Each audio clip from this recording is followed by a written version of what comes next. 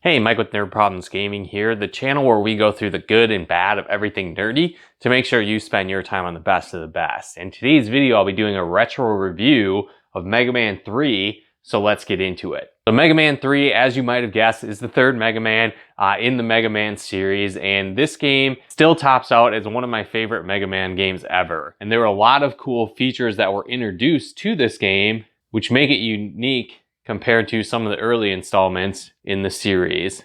And so true to the Mega Man nature, you start off where you have the ability to choose from various different boss battles and stages to fight Wily's evil robots. So once again, you're taking charge as Mega Man. You have some more additional powers in this game compared to other Mega Man games. So the first thing that you'll probably notice is that you now have the ability to slide. And so that's actually really cool, where it adds some new elements to the game where you can move a little bit faster in certain cases. You can dive under enemies and slide into narrow passageways as well. Another cool addition to this game is Mega Man is introduced to having his trusty robot sidekick dog, Rush. And so similar to Mega Man 2, where you got the various different items when you beat certain bosses, this time you get certain modes that Rush can take form in. And so you start off with Rush Coil, but then you eventually get Rush Jet and then Rush Marine as well, where you can take Rush with you underwater. And so each version you'll use to your advantage in different situations throughout the game,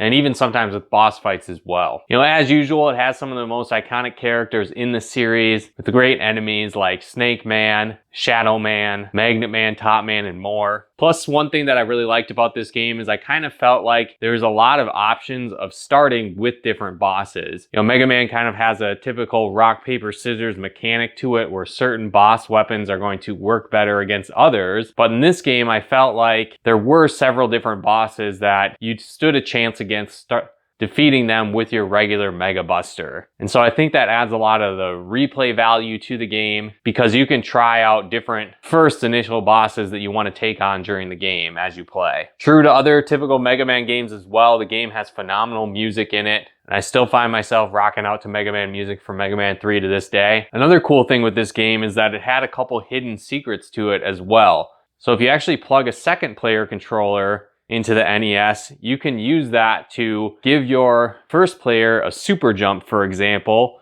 but you can also use it to even dive out of holes. And on certain levels, if you do this and then kill yourself somehow at the same time, jumping out of the hole, but make it out while you have 0 hit points left, you can actually run around the rest of the stage being invincible. So that's a kind of a cool little hidden trick within the game that I remember finding as a kid. Another thing I'll say is that this game is very challenging, because not only do you have the original 8 bosses that you need to fight, but after that you actually will start to re-encounter bosses from Mega Man 2. So they've been brought back to life, souped up, and now not only do you go through these additional stages, but you have to fight 2 bosses within each stage. So it gets pretty intense going through that. And then on top of that, you have Wily's castle to go through after that as well. So this game is very hard and challenging. So even if you're a veteran Mega Man player, this one you're gonna have to work your way through, as it is quite a challenge. Another addition to this game is it allows you to hold more energy tanks as Mega Man. So in Mega Man 2, they actually introduced energy tanks for the first time. And now in Mega Man 3, instead of only being able to hold 4, you can actually hold 9. Another new addition to this game is that when you continue, if you lose all your guys, you actually keep your energy tanks on that next continued playthrough. Where in Mega Man 2, for example, if you lose all your guys and get a continue, you actually lose all of your energy tanks you gained in that process as well, which can be devastating and might even make it impossible for you to actually beat the game. Another reason I really like this game is it introduces the character of Proto Man, and he's one of my favorites throughout the series. And so he makes his introduction in this game, and you even have some battles against him throughout the game as well. And you start to unravel the story and only begin to scratch the surface of finding out if Proto Man is good, if he's evil, and how he fits into the series in this game. So I really like that addition to the game as well. Another cool thing that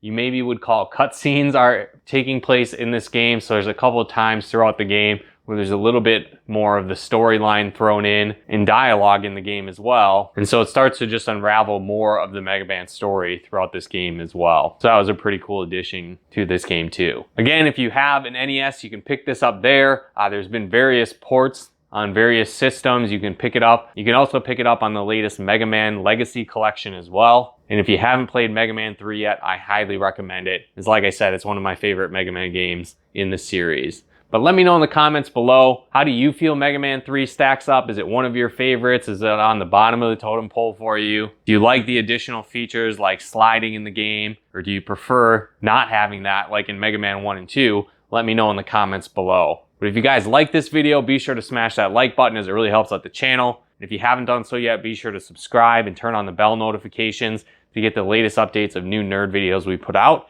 And if you'd like to help us support the channel, pick out content and more, become a patron of ours at nerdproblemsgaming.com/Patreon. And if you'd like to plug into our live streams and Let's Plays we do on the channel, you can follow us on Twitch at nerdproblemsgaming.com/Twitch. But once again, thanks for tuning in, and we'll talk to you more soon.